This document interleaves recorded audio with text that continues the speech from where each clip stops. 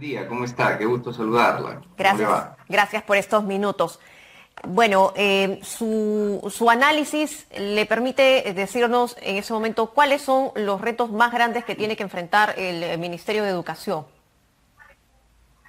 Bueno, Marian, el tema es el siguiente. Hay varios retos a la vez que son brechas que vienen de años atrás. Uno de los cuales es el tema de la conectividad, ¿no? En nuestro país.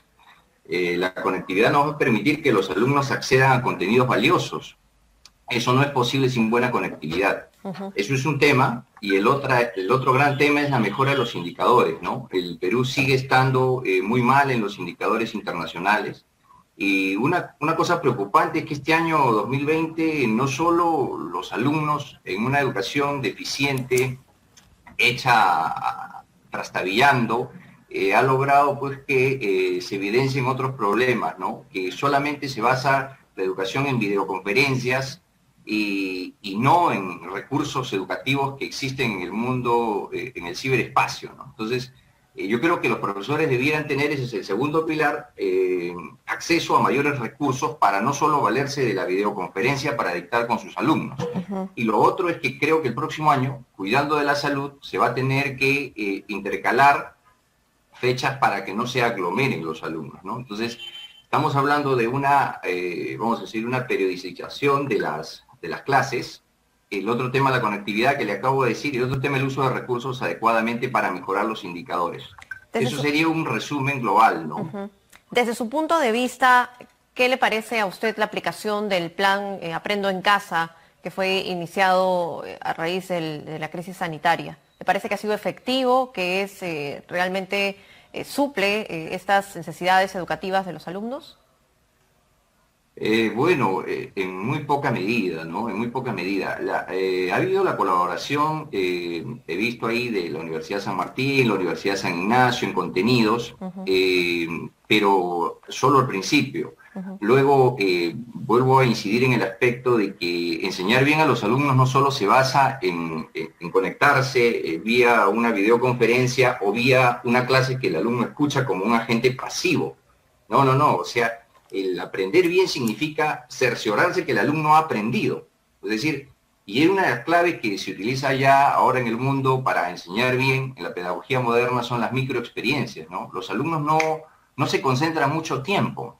Ujú. Entonces hay que enseñarle en periodos breves de tiempo y evaluarlos.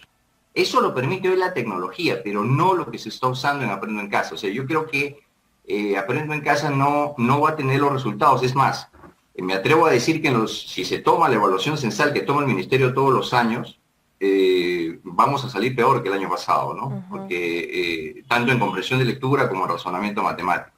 Y lo más preocupante es que cuando un alumno no estudia bien, es como que si usted se va a la playa todo el verano y está estudiando full medicina o en el colegio, ¿no? Recordará usted, cuando regresábamos en abril, en nuestro tiempo, nos habíamos olvidado mucho de los sustentos de matemáticas, de las Ujú. lecciones, y casi en abril teníamos que hacer un recordaris, ¿no? Un recordatorio de las clases pasadas. Pero ahora, en un año de no ir a las aulas, muchos alumnos que de repente han apagado su cámara cuando estaban con el profesor o han seguido a medias, escuchando con un oído las clases, van a olvidarse de lo que aprendieron anteriormente. O sea, también hay una merma del conocimiento. Ujú. Entonces hay varios problemas ahí, ¿no? Y ojalá que no como se dice coloquialmente, no nos chupemos, ¿no? De tomar la evaluación censal para ver efectivamente cómo hemos evolucionado o nos hemos atrasado en esta pandemia. Yo creo que Claro. el reto del Ministerio de Educación es, a pesar de todo, tomar la evaluación censal el 2021, ¿no? Como siempre se debe tomar. Sí, para además ver el impacto que ha tenido la crisis sanitaria en la educación y poder, en base a esta información real, ¿no? Recogida, poder tomar las decisiones que sean necesarias el próximo año. Sobre el tema de los maestros, por ejemplo, usted ha mencionado que este es un pilar fundamental, evidentemente. ¿En qué ha fallado aquí? Por ejemplo, más allá del hecho de conectarse, quizá se les debió dar, porque ya estamos casi acabando el año, pero se les debió dar los materiales para que ellos puedan hacer sus clases y, digamos, tengan una mejor forma no solo de presentar la clase, sino también de hacer las evaluaciones, porque entendemos por lo que se ha conversado, se ha entrevistado y se ha recogido con maestros en diversas partes del país, que cada uno de los profesores, como se dice, lo hacía con la suya. Bueno, sí, en efecto, es decir, los profesores han tenido que adecuarse a esta nueva realidad y no es que hayan recibido la capacitación adecuada, ya venían con un déficit de capacitación, es decir, los profesores también tienen ciertas brechas que cubrir en materia de capacitación y si hablamos puramente de las herramientas tecnológicas, los recursos, vuelvo a repetir, que no son solamente la videoconferencia, el Google Meet, el Zoom, los recursos para evaluar a los alumnos, los formularios que ya existen en el ciberespacio. ¿Cómo cuáles, por ejemplo? Bueno, ahí está la plataforma Google Apps for Education, hay otra plataforma como Chamilo, son plataformas que permiten evaluar a los alumnos en la misma clase, ¿no? Y el profesor puede tener las estadísticas en el momento, o sea, de quienes respondieron un cuestionario vía un formulario subido al Drive, ¿no? Sí. Entonces, yo creo que se debe hacer uso más de la evaluación para tener a los alumnos atentos, ¿no? Es decir, les enseño, los evalúo, les enseño, los evalúo. Y no solo eso, recursos compartidos como por ejemplo trabajar una composición en línea, todos los alumnos al mismo tiempo, o trabajar un PPT, una presentación, o enseñarle a los alumnos ahora, que es clave, algo de competencias blandas. Ahora, ese es un tema fundamental para el Ministerio de Educación, no solamente hacerlo por sí mismo, puede aliarse a muchas empresas que están haciendo hoy temas de competencias blandas que son necesarias para la vida, es decir, que la gente sepa manejar sus finanzas, que el chico tenga cierta inteligencia emocional, cierto liderazgo. El ministerio no necesita crear esos contenidos ya existen. O sea, simplemente tendría que hacer convenios con instituciones que ya brindan esos temas, ¿no? Y que motivan mucho a los alumnos. Sí, Eso bueno, sería otro gran campo, ¿no? Este ha sido, sí, claro, ha sido un hueco bastante grande, ¿no? Que ha habido en medio de esta situación. En cuestión de conectividad, hubo todo un asunto bastante difícil y entreverado entre las tablets que se pidieron, pero que no se pagaron al final porque no tenían de las características que se habían requerido. Y bueno, las tablets que se están repartiendo ya a casi terminar el año, bueno, igual se las están dando, ¿no? Igual les van a servir.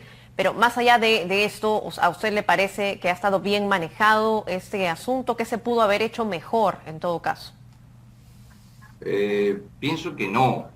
Ahora, es una buena iniciativa darle dispositivos a la gente, pero los dispositivos por sí mismos no solucionan los problemas de mejora de la educación. Es decir, los alumnos pueden tener buenos celulares incluso, algunos, ¿no? O computadoras. Ya muchos gobiernos regionales en años anteriores, desde hace 5 años, se viene comprando computadoras, pero eso no soluciona los problemas de mejora realmente de la educación, porque también se puede ver en internet cualquier cosa, ¿no? Entonces, el tema es los contenidos que va ahí y la capacitación que va a hacer el ministerio. Ahora bien, tengo entendido que están alrededor del 15% de tablets se están repartiendo en este momento, pero todavía falta mucho trecho para entregarlas, ¿no? Ya va a acabar el año lectivo. Sí, repito, Marian, el tema es, tablets sí, pero lo más importante son los contenidos, o sea, la capacitación y los contenidos. ¿Qué cosas van a aprender con eso? ¿Y cómo se va a cerciorar la educación pública de que el alumno está mejorando o está aprendiendo, valga la verdad? Ese es el punto neurálgico. ¿Cómo debería trabajar entonces el Ministerio de Educación en adelante? ¿Cómo separar estas capacitaciones? Porque además la conectividad que hay aquí en Lima no es la misma que hay en el interior del país, en el centro de la sierra, por ejemplo, en poblaciones alejadas, o en escuelas rurales que están dentro de la selva, en las que hay que ir largos trechos para de repente tener un poco de señal. ¿Cómo debe canalizar y enfocar de manera puntual por sectores este trabajo el Ministerio de Educación?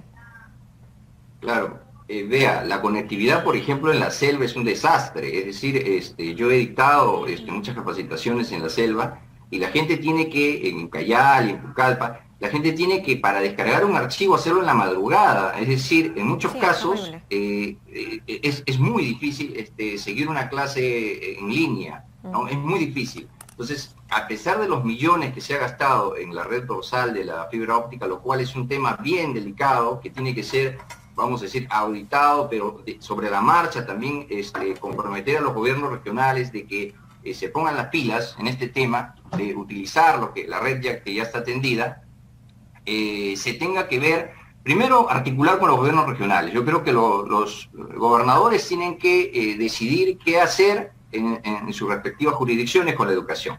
Y eso depende de que esa red dorsal de fibra óptica sea bien utilizada, ¿no? En lo que esté, porque le ha costado muchos millones al Estado peruano y debió terminarse el 2018. O sea, antes de la pandemia nosotros debimos tener conectividad total en el Perú. Y no la tuvimos por atrasos en esta obra, que hasta ahora no se dice mucho de eso. Entonces habría que también periodistas tan inteligentes como ustedes puedan hacer una suerte de corriente de opinión para que esto se pueda utilizar bien, ¿no?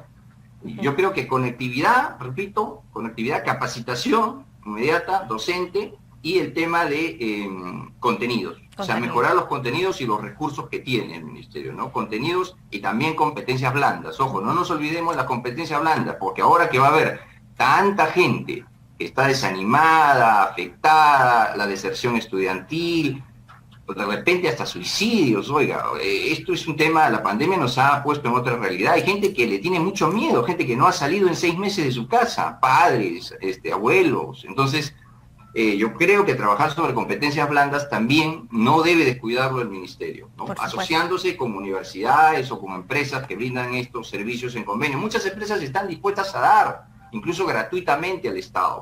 Pero ahí tiene que moverse el nuevo ministro en esta onda, ¿no? Precisamente, señor Correa, una consulta ya para culminar sobre el nuevo ministro. ¿Qué le parece a usted? ¿Piensa que tiene, digamos, la capacidad, las competencias, más allá también de su perfil, si va a tener el tiempo para poder cerrar todas estas brechas que son muy amplias, muy grandes y que datan de mucho tiempo y solamente tiene pocos meses?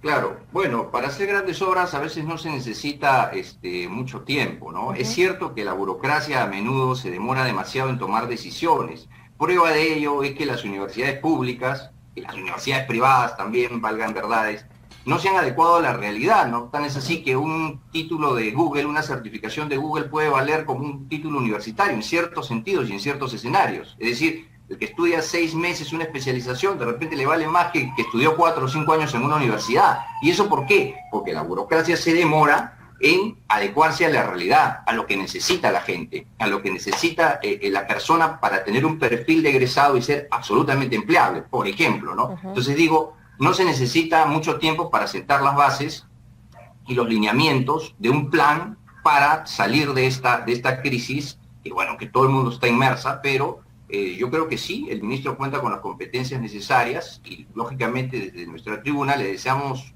el mayor éxito porque de eso depende la vida de 8 millones de escolares. Entonces, y de sus familias además, porque los estudiantes influyen en sus familias. Entonces, pienso que le deseamos mucha suerte. Yo creo que sí tiene el perfil adecuado y esperemos que brinde y siente las bases de un buen desarrollo educativo, ¿no?